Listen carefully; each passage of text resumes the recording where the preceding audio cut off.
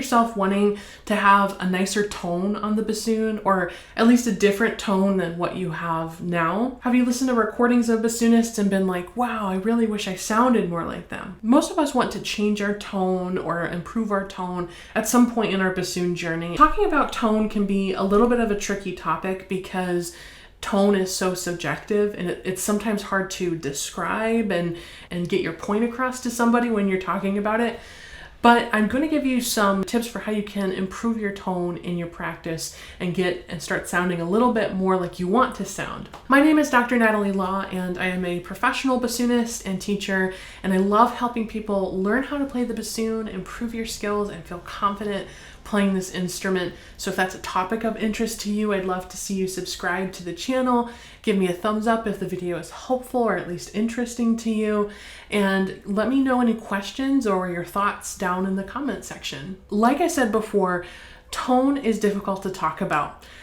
But tone generally, when we talk about tone on bassoon or on any instrument really, we're talking about the quality of the sound.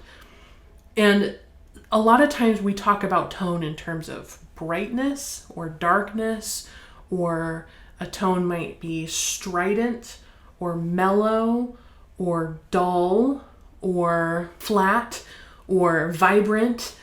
There's all these adjectives that we can use to describe tone, and that's what makes it so difficult, is because we all probably have slightly different versions of what those adjectives mean in our minds. Like, to what might be bright to one person is dark to another person.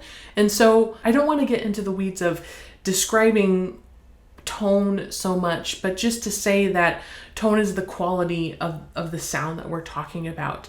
And I think that the best way to figure out what type of tone you're going for is to listen to a lot of different recordings of professional bassoonists in orchestral settings, chamber music settings, solo settings, all different types of bassoonists. Listen to their sound, listen to their tone.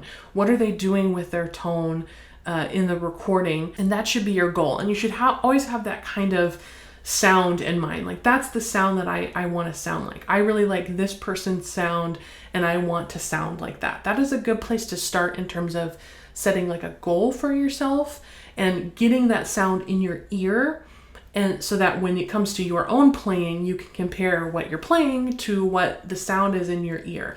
And it may not necessarily be that you listen to one person's tone and their tone throughout their entire range of their instrument or in all situations is your favorite. I have found in my playing that I actually don't have a single bassoonist that I've listened to before that I want to sound completely like them. But what I find is I'll say, I really like their tone in their high register or their low register, or I like their tone when they're playing soft, but I don't like it as much when they get louder. And I have found that there's bits and pieces of different people's tones that I've taken and want to sound more like in my playing, and that's how I come up with my own tone. And I honestly think that's the best way to go about it, because every one of us has a unique voice. Just like our speaking voice is unique, has a unique sound, our bassoon voice should have a unique sound too. Now, there is a range of sort of acceptability in standard bassoon tone. I mean, you don't really want to sound like a dying goose, unless that's really what you're going for. So there is some sort of good and bad sound or good and bad tone, but you really have a unique voice, and how you sound is really unique to you. And it's up to you to kind of not only find that voice, but develop that voice and develop that tone. And it takes time and awareness and recording yourself and listening to others and getting feedback and all these things. So it's not something that's going to come overnight. So that's kind of an overview of where I would start with trying to figure out what tone you want to sound like, and figuring out how to start incorporating that particular tone or collection of tones into your own playing. Generally, the things that control your tone, your quality of sound the most are your reed and your air. Now, this is assuming that your instrument is in good working order. And by the way, you can be playing on a student model instrument and still achieve a very beautiful tone. You don't have to have a super expensive high-end, I mean, all bassoons are expensive, but you don't have to have a super high-end professional model bassoon to achieve a beautiful tone. So don't worry so much about your instrument, as long as it's in good working condition, it's, seen maintenance recently. It's more in your reeds and also in how you use your air. Typically, when I'm dealing with students where we're trying to improve the tone, it's almost always in the air and how we're and using enough air and learning how to regulate and control their air usage so that they can achieve the sound they want. But it's also the reed. If you're playing on a really subpar reed or a cheap quality store-bought reed that's not made by a professional bassoonist, you may get a cheap store-bought sound. Those are the two variables that change the sound the most. No matter what reed you're playing on, improving your air usage can only help you. Not only does it help the tone quality, but it helps with your pitch, and it helps with response, and it helps with being able to have more control over the sound so that you're able to get the sounds that you want. When it comes to air usage, the main issue is that we're usually not using enough air when we're playing. So if you think about your everyday breathing, your breath is pretty darn shallow. Like your breath, you breathing in through your nose or your mouth, and it's maybe only coming like this far down. They have a lot more capacity than what we use in our everyday breathing. Now, the exception to that would be like if you're working out or something and you're using more of your full lung capacity. That is more akin to playing a wind instrument. And so a quick exercise I like to have my students do when we're struggling with air usage is to put your hand in front of your mouth and then breathe in a whoo sound. And then really notice how that fills up the bottom of your lungs. That might feel weird to you, like it might be like the first time that you've felt air fully fill up your lungs. But that is the type of air you want to be using. And that air, it should generally feel good to play bassoon. It should feel good to use good air and be able to push air through the instrument and not feel like you're constantly gasping for air. A couple things you want to watch out for to see if you're using good air on a regular basis. If your shoulders are raising a lot when you are breathing in, that's a sign that you're holding a lot of tension in your shoulders and in your chest. Because if you think about it, when we breathe in our lungs, we really don't need our shoulders to go up to fill up our lungs. There might be just a tiny bit of residual motion from expanding our lungs, but they shouldn't be really raising. So relax your shoulders. And another thing to watch out for if you're not breathing deep enough is that your chest might feel really tight or cramped after like a long practice session or after a rehearsal. That's a sign that you're breathing really shallow. And also if you breathe in like, we don't want that sound because that's really like labored, stressed, tension breathing. We want and the whoo sound and filling the bottom of our lungs. So that's where you have to start with breathing in. Now, that's half the battle is breathing in air in the right way, but then we also have to blow through the instrument. And you don't just blow all your air out of the instrument all the time. It's not like, and then you're done. You have to learn how to control your air so that you have a constant, steady stream of air that's going through the instrument and is supporting what you're doing. So that requires using your abs. Engaging your abs helps to kind of hold your airstream in place and make sure that you're maintaining that constant steady air. So you can practice using good air with really anything. You could use scales.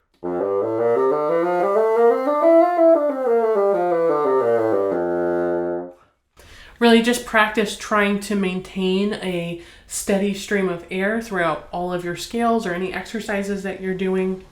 It's really just something that you've always got to work on and practice.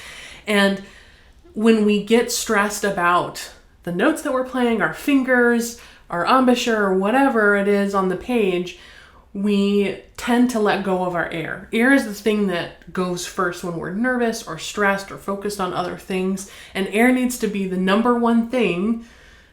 You need to play a wind instrument. We need our wind, right? I'm going to demonstrate sort of bad tone and good tone with the difference of air, changing my air between the notes. And I'll choose the E above the bass clef staff because that's a good note to kind of demonstrate the difference. So with bad air, or not using my air effectively or not using enough air, it's going to sound like this.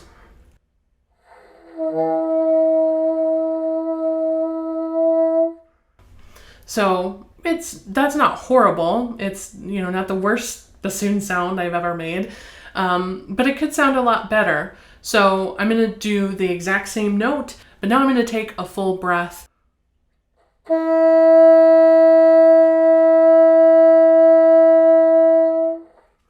So the sound was a little bit better. It was a little bit more full. The pitch was also a little bit lower. That's what happens with good air usage. It not only affects your tone, it affects your pitch as well. So generally we tend to pinch with our lips, and that makes the pitch go sharp. But when we're using good air and have our voicing open enough, especially on a note like E, it's going to be more in tune. Another thing that I'm doing related to air is I'm also opening up my voicing for that particular note, at least.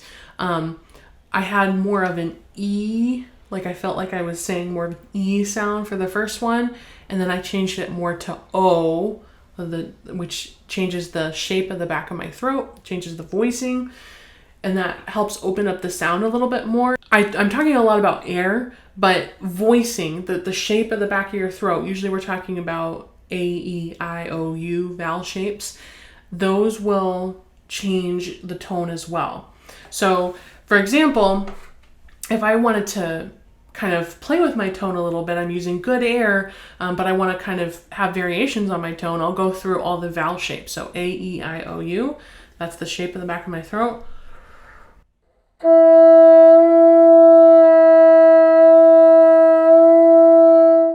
So it'll feel like A-O as you're blowing, and that will change sort of the tone as well, that voicing shift. That's a more subtle shift.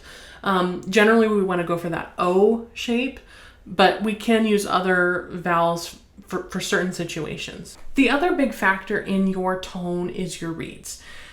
Like I've said before, if you're playing on cheap student quality reeds, your tone is going to sound like cheap student reeds because you can only sound as good as the quality of your equipment. Again, your bassoon does not matter as much as your reed does. As weird as that sounds, if you think about it, the reed is where all of the important initiation of the sound is happening, and the bassoon is just sort of an amplifier for it, and it's, manipulating the sound and making it prettier and all that. But I mean, you can make sound on just the reed.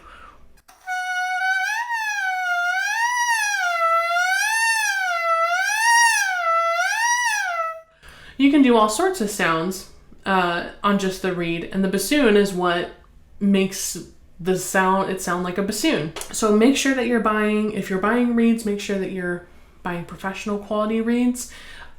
A lot of times, even if you're buying really high quality reeds, you still need to make some adjustments on them as you break them in. I'll link a playlist up above of my reed videos, and I have one on how to break in a new reed properly, which can help with those initial adjustments. And then there's other videos that I've made about specific reed issues that you can use to adjust your reeds and make adjustments on them as you go. The thing with reeds is that, especially when we're making reeds or adjusting reeds, tone is like the third most important thing we're looking for.